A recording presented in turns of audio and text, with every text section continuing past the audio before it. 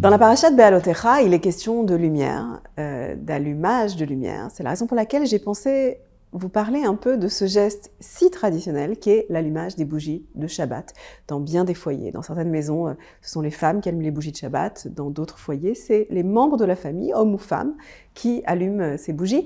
Mais dans de nombreuses familles, ce qui est surtout traditionnel, c'est le geste par lequel on allume ces bougies de Shabbat. Vous l'avez peut-être déjà vu, en tout cas moi, dans ma famille, ma mère, ma grand-mère, ont toujours allumé les bougies de la même manière.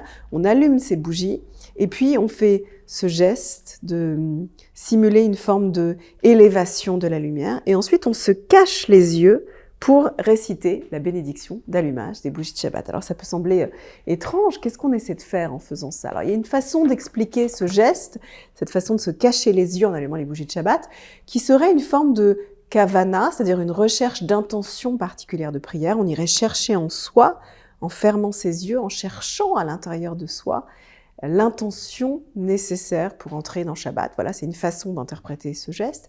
Et puis, il y a une autre façon de l'interpréter qui est beaucoup plus pragmatique et halachique, donc c'est-à-dire beaucoup plus légale et qui a à voir avec la loi juive et pas simplement avec des métaphores et des allégories.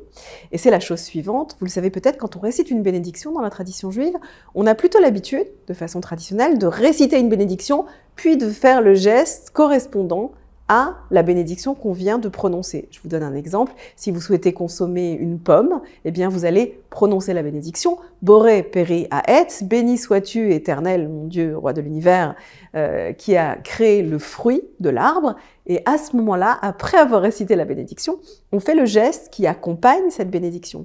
Mais le Shabbat, si on voulait raisonner de cette manière-là, lorsque Shabbat arrive, eh bien de la même manière, qu'est-ce qu'on ferait? On réciterait la bénédiction d'allumage des bougies de Shabbat, et ensuite on allumerait ces bougies de Shabbat pour faire les choses dans l'ordre. Mais là on voit bien que ça crée un problème halachique, parce qu'à l'instant, un problème de loi juive, parce qu'à l'instant où je récite la bénédiction d'allumage des bougies de Shabbat, je déclare que j'entre solennellement dans le temps de Shabbat. Et si je suis entrée dans le temps de Shabbat, eh bien par définition, je ne peux pas ensuite allumer les bougies de Shabbat, puisque l'allumage de ces bougies constitue une violation du Shabbat. Vous percevez le paradoxe. Comment prononcer une bénédiction qui me fait entrer dans le temps de Shabbat et par définition, l'ayant prononcée, ne me permettra plus de réaliser le geste qui va avec la bénédiction que je viens de prononcer. Alors la réponse qu'ont trouvée nos sages, c'est une réponse intéressante. C'est comme un petit twist, un petit détournement de la loi. Que nous invite-t-il à faire? Eh bien, à procéder de la manière suivante, à allumer d'abord ces bougies de Shabbat et ensuite, ça en fera rire certains, mais à se cacher les yeux pour faire d'une certaine manière comme si nous n'avions pas vu ces bougies de Shabbat briller, réciter la bénédiction d'entrer dans Shabbat et ouvrir alors les yeux pour être témoin de ces bougies allumées. Vous le voyez, c'est une façon de contourner la loi d'une certaine manière pour faire les choses dans l'ordre alors qu'on les a fait un peu à l'envers, de ne pas transgresser Shabbat, mais de prononcer cette bénédiction et ensuite de constater que la lumière de Shabbat est entrée dans le monde.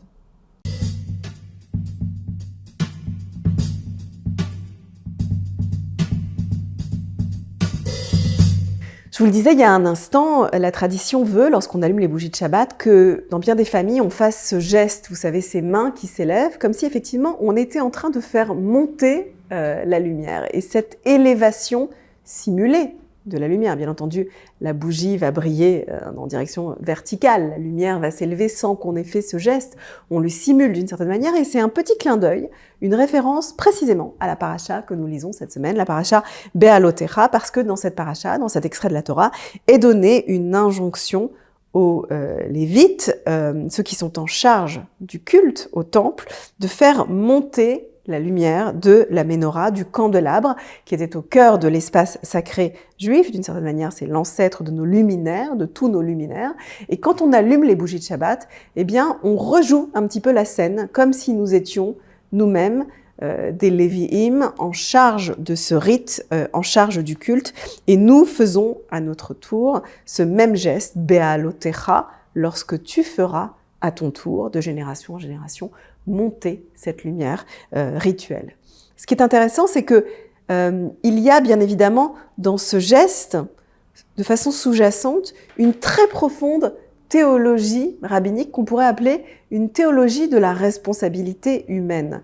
Comme je vous le disais, lorsqu'on allume une bougie, et vous le savez d'un point de vue physique, la lumière va s'élever naturellement. La bougie ne va pas s'allumer à l'horizontale ou dans une flamme descendante. La flamme est toujours montante. Donc on pourrait se dire que d'une certaine manière, la main de l'homme ou de la femme n'est pas nécessaire à l'élévation de la lumière. Pourtant, nos rabbins considèrent que ce geste d'une humanité qui fait monter la flamme, Be'alotecha, qui fait monter la lumière, vient illustrer une théologie, une profonde pensée religieuse subtile, qui est l'idée de la responsabilité humaine, d'une forme de dialogue, une conversation entre le transcendant et l'immanent, entre les sphères célestes et les sphères humaines.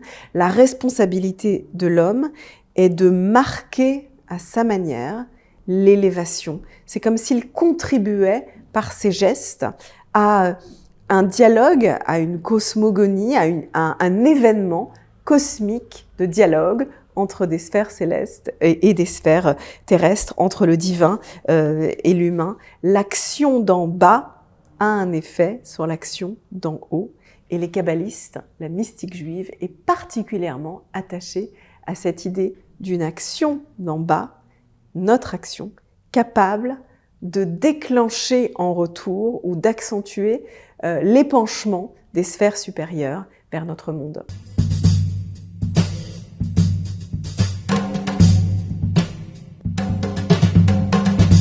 La question peut sembler incongrue ou paradoxale. Parfois, on associe le mot mystique à quelque chose de magique, quelque chose sur laquelle la main de l'homme ou l'esprit de l'homme n'aurait pas d'emprise. C'est-à-dire quelque chose qui s'opposerait à la définition de la responsabilité humaine ou de la responsabilité politique dans le monde. Et il semble que la Kabbale, la mystique juive, ou disons la tradition ésotérique du judaïsme, considère précisément l'inverse et croit qu'il existe une capacité par nos actions, c'est-à-dire une responsabilité humaine, à entrer en dialogue avec les sphères supérieures. Ce qui se passe en bas dans nos actions, c'est-à-dire nos actions vis-à-vis les uns des autres, le rite ou l'éthique, a un pouvoir de déclenchement des sphères supérieures, célestes, divines, transcendantes, qui vont s'épancher en réaction à une action humaine. Et ça, du point de vue de nos sages, c'est ce qu'on pourrait appeler une éthique ou une mystique de la responsabilité. Et je voudrais maintenant dire un mot sur cette notion de responsabilité, qui est une notion centrale pour la tradition rabbinique. Et on en a peut-être déjà parlé, mais je voudrais revenir un instant avec vous sur l'étymologie de ce mot responsabilité en hébreu. En hébreu, responsabilité, ça se dit acharayut. Et c'est un mot absolument extraordinaire dans la façon dont il s'écrit. Responsable se dit acharay et s'écrit de la manière suivante. D'abord avec la lettre Aleph. Le Aleph, c'est la lettre de la subjectivité, de l'individu. La lettre du 1, Aleph, mais la lettre aussi du mot Ani, Anochi, je suis. C'est la lettre de la personne, de la singularité. Et pour écrire le mot acharay, il faut ajouter à ce Aleph un chet dans un premier temps. Et on écrit alors Aleph chet le mot ach, qui signifie en hébreu la fraternité, le frère ou la sœur, ach. Donc vous voyez, acharayut, acharay, s'écrit comme un Aleph, l'histoire d'un individu, dans son lien à ach, à son frère. On y ajoute à ces deux lettres une troisième, un resh, et on obtient alors Aleph, chet, resh, acher, un mot qui veut dire en hébreu l'altérité, l'autre.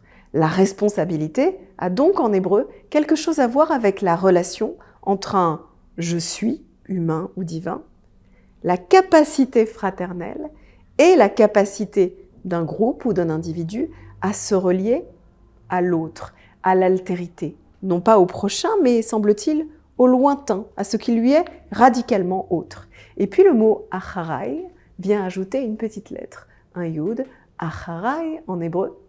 À part la désignation de la responsabilité, ça signifie aussi ce qui vient après. Mayavo, acharay, qu'est-ce qui viendra après moi, après nous? Donc on perçoit bien que La définition hébraïque étymologique de la responsabilité est une conscience de ce qu'un individu doit ou doit construire dans son lien à son frère, à son prochain, mais également dans son lien à son lointain, à une altérité radicale et dans son lien aux autres temps, c'est-à-dire à ce qui va lui succéder, à ce qui viendra après sa génération, après sa vie, après lui.